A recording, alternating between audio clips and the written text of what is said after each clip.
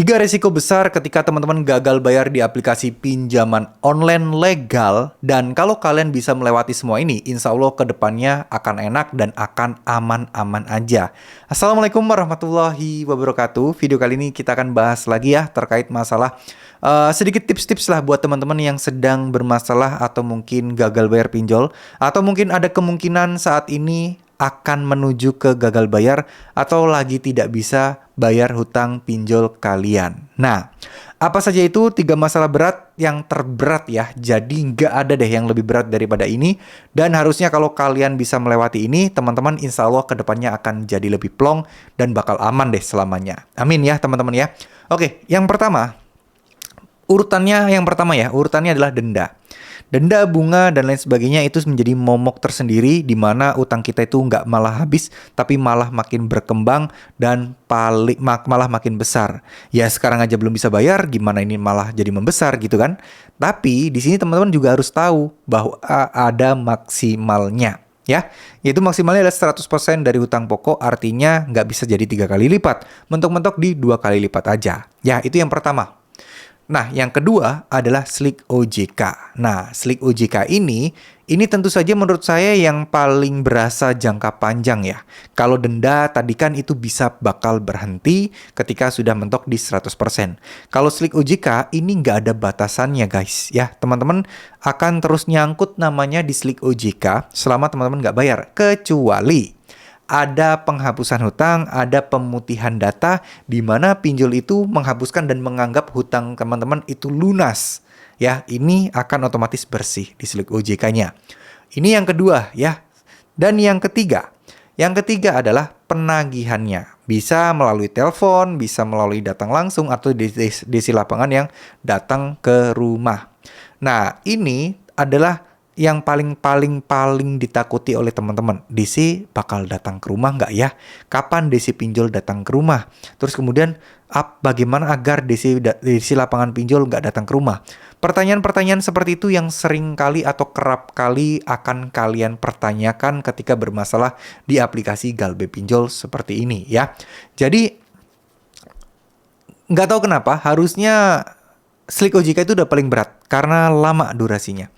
Kalau didatengin DC paling sekali 2 kali. Ada nggak sih yang didatengin 3 kali, 4 kali? Ada aja. Tapi nggak semua. Cuman beberapa segelintir orang aja. Dan cuman beberapa pinjol aja. Dan DC lapangan pun itu nggak semua pinjol-pinjol punya teman-teman. Dan kalaupun punya, nggak semua kota ada dan banyak. Jadi nggak perlu terlalu khawatir menurut saya masalah DC ini. Semua ini sudah diatur di undang-undang. Sudah ada hukumnya yang mengatur. Jadi teman-teman nggak perlu khawatir, nggak perlu takut DC bakal bertindak aneh-aneh, bertindak kasar, atau bahkan mungkin bakal menyerang kalian atau mungkin membahayakan kalian.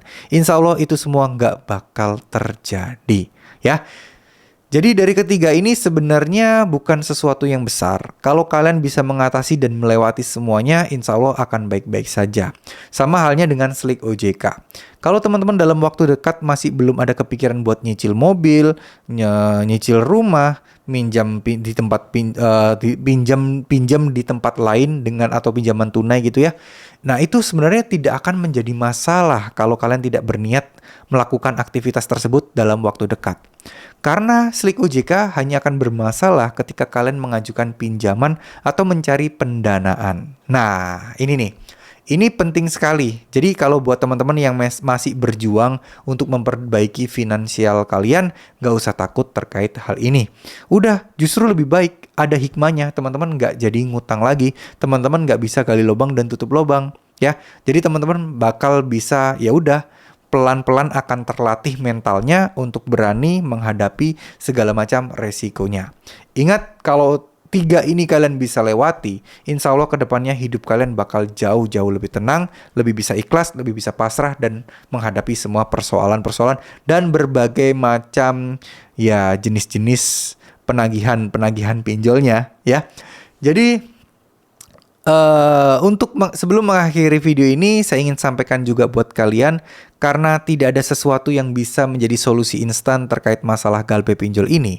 Saya sarankan buat teman-teman semua untuk berjuang memperbaiki diri, menjadi lebih baik lagi. Bukan berarti teman-teman nggak baik ya sekarang ya, tapi lebih baik lagi. Caranya gimana?